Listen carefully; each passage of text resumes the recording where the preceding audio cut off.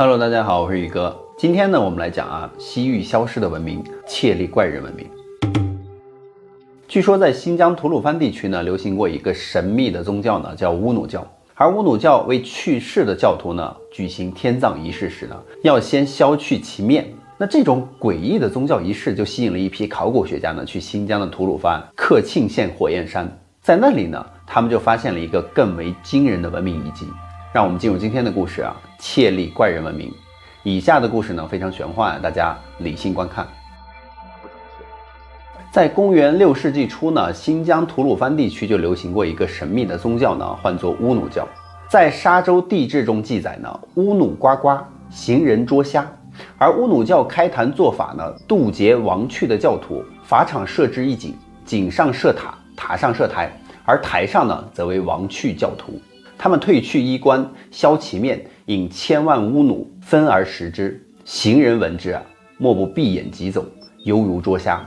这时我们心中就不禁地大打了一个问号嘛。那乌努教为去世的教徒举行天葬仪式，难道是为了让成千上万的乌鸦方便吞食吗？但是为什么要先削其面呢？这在乌努教中有什么特殊的含义吗？之前我们讲过，新疆的金石研究员袁森进入过贺兰神山，那在那里呢，就见到了西域鬼国流传下来的地下黄金城以及翡翠琉璃宫的谜底。他们呢，全部都集中在没有脸的大泽王阿布利木身上。难道西域的乌努教与破解翡翠琉璃宫的秘密有着某种密不可分的关系吗？在西域宗教秘考中有关于乌努教的介绍呢，里面就说乌努教呢是从远古流传下来的萨满教的一支，形式神秘，多在吐鲁番等地传教。书中的描述呢，都是转述当地人的一些传说而已，没有详尽确切的记载。也正因如此呢，才显得乌努教更加的神秘莫测了。那为了了解更多关于乌努教的信息呢，袁森就联系了一位研究西域宗教的田博士。那听了袁森的问题之后呢，他就找了一卷录像带，上面就是一段关于乌努教祭井的一个画面。可奇怪的是，这个祭井的位置呢，却位于北疆的阿勒泰山。而西域宗教秘考上却说呢，乌努教呢是在吐鲁番地区传教。那它的祭井又怎么会在阿勒泰山呢？田博士就说呢，几年前有一支特种部队呢，在阿勒泰山一直留有侦察分队，他们呢就无意中进入了一片渺无人烟的原始森林。那在森林里就发现了乌努教祭祀的地方，并找到了祭井的入口，还拍下了他们所见所闻。后来呢，调集了几支分队呢，都没有找到乌努教祭祀的地方。而无独有偶呢，吐鲁番的鲁克沁镇的火焰山附近的通讯分队就说他们在山谷里就发现了一堆堆满尸骨的万人坑。但是搜救队前往之后却发现坑里空空如也，也没有他们所说的满坑尸骨呀。而当晚呢，田博士就和袁森加上一个当地的向导拉木三人和3大分队组成了一支浩浩荡荡的队伍，就开始前往了吐鲁番的鲁克沁镇。而鲁克沁镇呢，隶属于鄯善县是中国古代历史名城，丝绸之路上的重镇。3人赶到之后呢，也有数十名特种兵在坑内分开挖掘。朝下呢，大概挖了3米左右的时候呢，陆续就有人挖到了头骨。又朝下挖了1米多深呢，就可以看到坑里全都是白森森的骨头，数量之多，完全无法计算。那挖开这一块泥土之后呢，才发现坑底的其他部分的岩石呢，都是由小则几个平方大则数十个平方的巨型红色岩石拼接而成的，让人误以为呢，坑底就是巨大的岩石层，而无法再挖了。撬开几块相对较小的岩石呢，里面同样也堆满了骨头。现在就几乎可以推断呢，这2个通讯分队他们提到的万人坑呢，就是这里面。那到了这里呢，本地的导游拉木就为他们讲述了一个当地的传说。他说，自汉朝开始呢，火焰山周围的部落就流传着切利人的故事。他们来去如风，都骑着高头大马，马上披画着满是图腾的铠甲，常常掠夺附近的部落，而手段非常的残忍血腥。没有人知道这个部落的据点在哪里。他们在天黑之时呢，就伴着夜幕出现，又在夜幕的掩护下呢，而悄悄的消失。所到之处呢，都尸横遍野，财物都被掠夺，而周围的牧民和部落呢，深受其扰。曾经联手组织过几次围剿呢，虽然在一定的程度上打击了切利人，但是他们的马队呢，都逃进了火焰山，就立刻全部消失的无影无踪了。因此呢，就有一种说法就说切利人是生活在火焰山的地下，传说他们是地狱的阴兵，而且呢，窃力人有个恶习呢，就是他们袭击一个部落之后啊，会竭尽所能的带走一批尸体。他们横行多年啊，一直到唐朝时期呢，他们与大唐的安西四镇节度使高仙芝将军结仇，从而致使呢高将军率领大军呢就侵入了窃力人的部落，而且呢将窃力人屠城，所有的窃力人呢均被斩首，而无一逃脱。最蹊跷的是啊，时隔3年之后呢，名噪一时的高将军却在达罗斯之战中呢惨败，后率军回中原的途中呢被杀，而他的被杀呢与窃力人被屠城还是在同一天，所以大家想着这个传说心里都七上八下的。在半夜呢，山谷里突然就响起了轰隆隆的巨响，仿佛是山体崩塌一样，而紧跟着呢就是一阵地动山摇。那帐篷里沉睡的人群都被震醒了。所以呢，袁森和拉木等人就站在这个大坑的边上，而看着坑内惊人的变化。旁边的4个大探照灯呢，架在大坑的4个角落，而强烈的光柱呢，就照射着大坑里山崩地裂的一个变故。坑里呢，有火红色的雾气从地下滚滚而来，就像是有什么石破惊天的东西即将要破土而出一样。由于受到坑内红雾的影响呢，坑底发生了什么根本看不清楚嘛，所以只能听到崩裂和坍塌的巨响。那大概过了半个小时之后呢，队伍中重要的设备以及技术人员呢都撤退到了安全的位置，留下的呢都是安全分队和侦察分队的人员。而山体撕裂着的震天响呢逐渐就变小了，地面的震动呢也跟着平静起来。这个时候呢，袁森定睛一看却见着坑壁的方向呢，雾气翻动的那个瞬间里面呢，隐隐约约似乎有一个阴影。那借着手电的强光呢，视距拓展了不少。而袁森很快就发现垂直向下大概有个7、8米的地方真的出现了一个洞口，而那个洞口呢就很像是坑内山壁坍塌时坍塌出来的口子。而他越看越奇怪呢，心里瞬间就被勾起了一股神秘之火。在拉木的怂恿之下呢，袁森和拉木加上一些哈萨克战士呢就带上装备先下洞去了。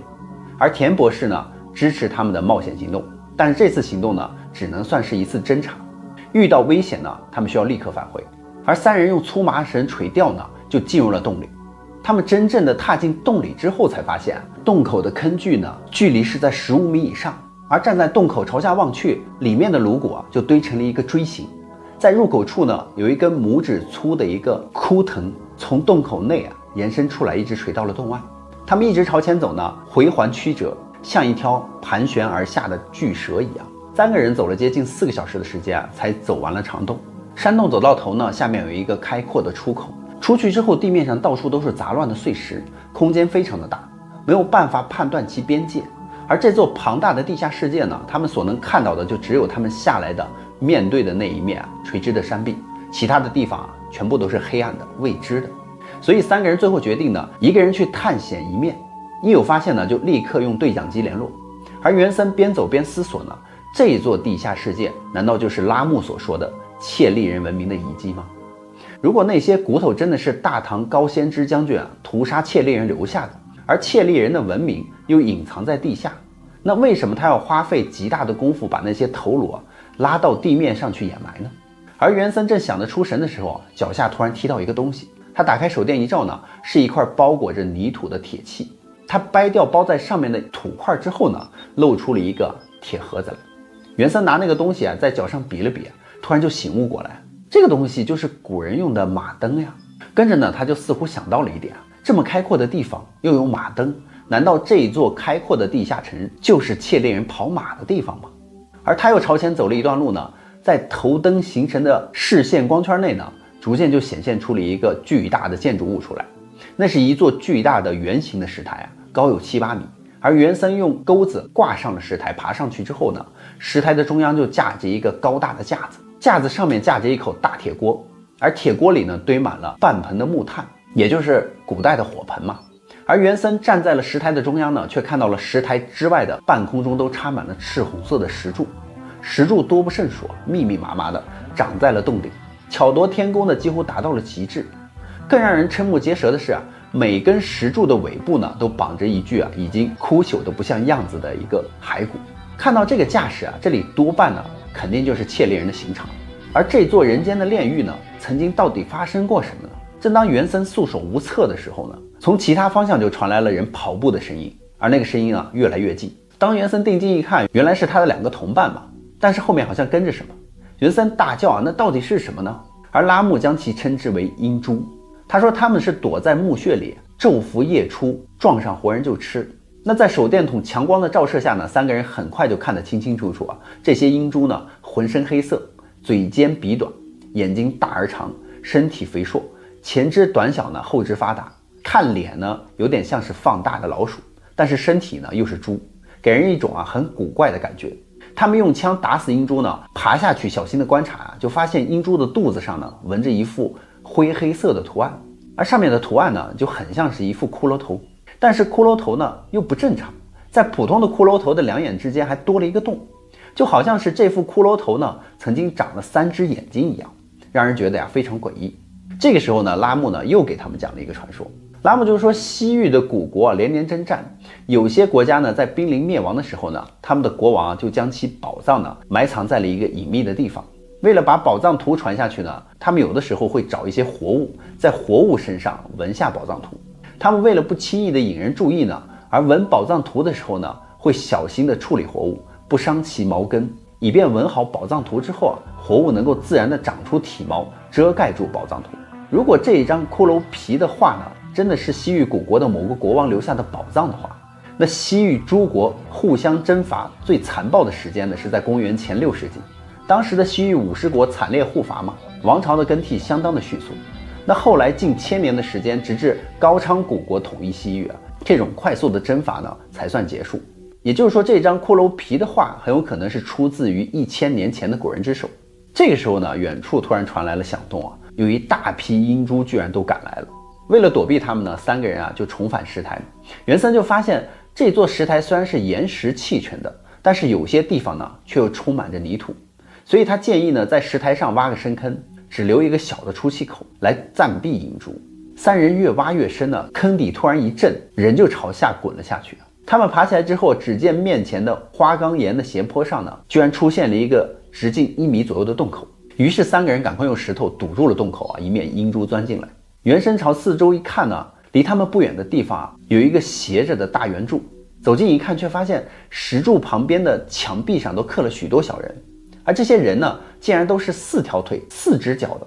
他们的面目清秀，神态怡然，但是在肩膀上会分出4双手臂，活脱脱的就像是一只动物。当他们看到第一排的壁画呢，都是那一只怪异的4手4脚人的多角度的特写，有将近20幅。距离他半米左右的地方呢，是第2幅壁画。那这排壁画中呢，没有出现那个怪人，倒是有许多穿着铠甲的蒙面人。他们的装束呢，都是游牧民族的打扮，有的还骑着马，而马上呢也披着岩石的铠甲，看起来呢士气十分的高昂，威风八面。那这排壁画中的情景的人物跟拉木所说的火焰山中的神秘的窃令人如出一辙。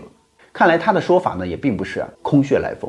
而壁画上有一个颇小的口子，口子呢是由穿铠甲的战士守护着。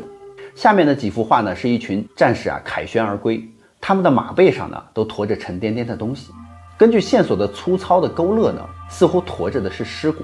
那后面的一幅画呢，刻画的就是士兵抬着这些尸骨丢进了一个洞里，关上了洞门。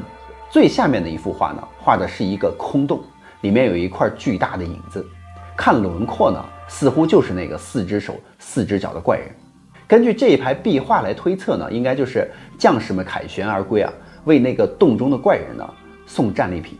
那拉莫曾经提到呢，窃令人4处骚扰火焰山附近的部落，而每次战胜呢，都会携带大量敌人的尸骨而去。那这种做法呢，就让人很是费解。那听起来有些毛骨悚然，但看完这些壁画之后呢，就立刻明白了。窃令人屠杀敌人的尸骨带回呢，就是为了喂养这只4手4脚的怪人。也就是说，这怪人不是图腾，也许是活生生的存在呢。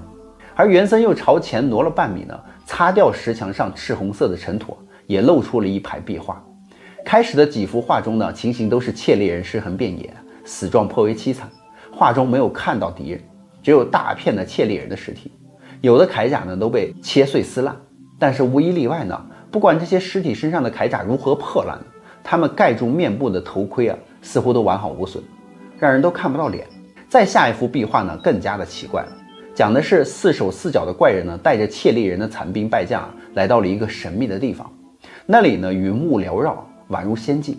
而怪人就站在一座高山的台阶高处啊，下面的切利人呢相互搀扶着向上攀登，似乎是在登山。那这件事情就太怪了呀，因为在火焰山的地下哪来的山让他们攀登呢？而且在山下是一片云海，而火焰山呢身居吐鲁番盆地啊，海拔不过500-600米，怎么会将云海踩在脚下呢？如果这是切利人被唐朝安西四镇节度使高仙芝将军打败的情景，那他们最后被四手四脚的怪人带着逃到了一座高山之上。可是吐鲁番周围啊都是沙漠戈壁啊，哪来的高山呢？而壁画中其他的情景啊，跟拉木描述的切利人的历史都对得上，就是这一点啊，非常的不切实际。而切利人战败之后仓皇出逃，应该是逃进沙漠里啊，怎么会一下子跑到这样的高大的山里了呢？所以袁森又把前面壁画上的尘土啊都擦了下来，但是后面的壁画上呢，再也没有任何的痕迹了。这第3排的壁画呢，就是最后的结局。拉木把第3排的壁画周围的尘土啊都刮开之后啊，他把耳朵就趴在了墙壁上，用匕首啊敲了敲，居然墙壁是中空的。很快他们在距离第3排壁画5-6米的地方就发现了一个1米宽2米高封闭起来的圆形拱门。3人用匕首在石头上撬了一条手臂可以伸进去的缝隙，一起使力呢，石门居然被完全打开了。拉木先钻进去啊，发现里面啊居然是一个10几平方米的石室，而石室的地面上到处都是人骨。袁森从推开门开始呢，往门内塞尸体的画面啊就出现在他眼前了。他感觉呢，这跟壁画上的那扇门非常像。虽然壁画上呢是线条勾勒的，但是他们推门俯身的姿态呢，跟他们钻进石室的样子啊是一模一样。所以袁森将壁画上出现的物件和场景啊，跟石室里的东西一对比之后，再看到地上累累白骨呢，就确定这座石室呢，就是当时切利人啊投入战利品的石室。那么这间石室势必就是当时四手四脚的怪人所住的地方。原来以为壁画和石雕呢，都不过是切利人信仰的神物，没有想到呢，这种怪物啊，当时呢居然存在吗？那么最后的一幅壁画中描述的怪物带着切利人的残兵前去了一座云海缭绕的高山，多半也可能是事实了。那这座大山又会在哪里呢？先不说是火焰山吧，整个吐鲁番盆地乃至于南疆呢，都是沙漠草原，哪里会有这样的高山呢？切利人被高仙芝将军屠城之后啊，以高仙芝的铁骑的行军速度呢，这帮切利人的残兵败将又能逃多远呢？正在几个人埋头苦思的时候呢，石室里啊突然传来了剧烈的震动，而石室呢居然摇晃了一阵之后啊平静下来。他们惊讶的就发现呢，有石柱呢开始自己往上升去了。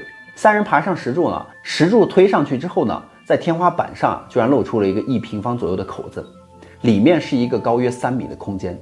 这庞大的地下世界到底隐藏了多少切利人离奇的事件呢？之后呢，宇哥还会继续讲解。那么好了，故事呢，宇哥也就讲完了。